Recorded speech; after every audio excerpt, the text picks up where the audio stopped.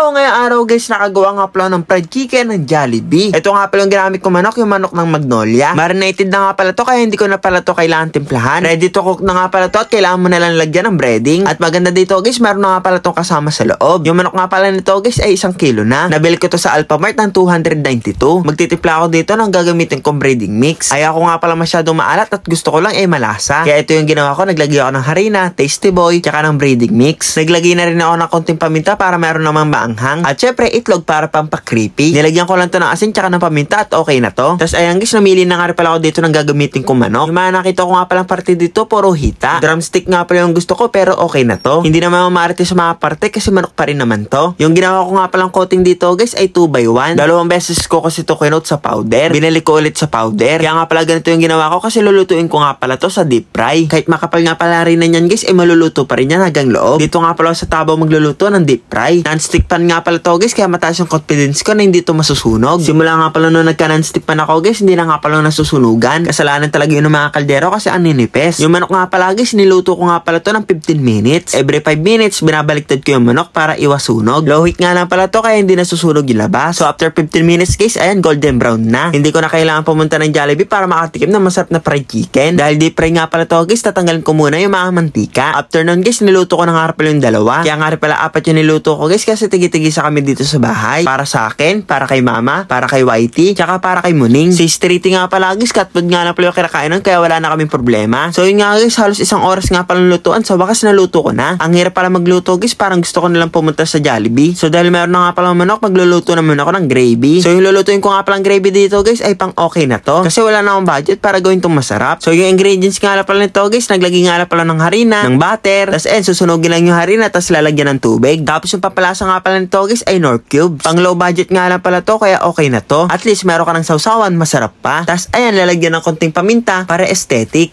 So ayan guys, luto na nga pala yung fried chicken ng Jollibee. Titikman na natin kung anong lasa niya. Ganyan siya kalaki guys, tignan niya, sobrang creepy. Wow!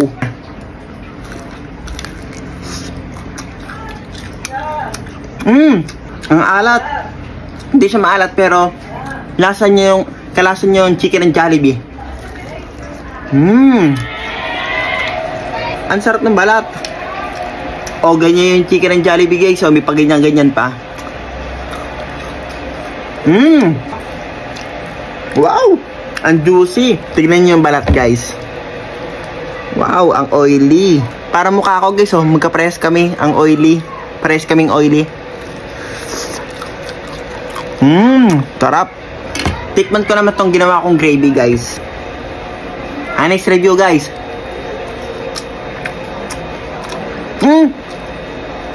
Nakagawa ko ng gravy ng McDo guys. Ganito yung lasa ng gravy ng McDo. Sarap. So tikman naman natin guys yung pinakakarni niya. Ayan, karni niya. Wow. Wow. Juicy. Juicylicious. Chicken Joy Juicylicious.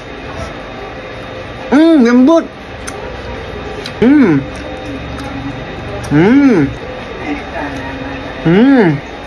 Pati yung rice ko guys, ginawa kong Jollibee oh. Ganyan yung rice sa Jollibee, di ba? Honest review guys. Kalasa din yung kanin sa Jollibee guys, yung malata. Toast up guys.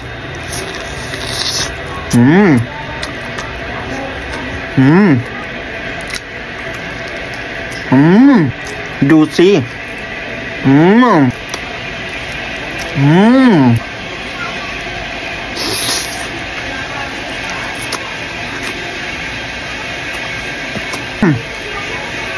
Sarap guys.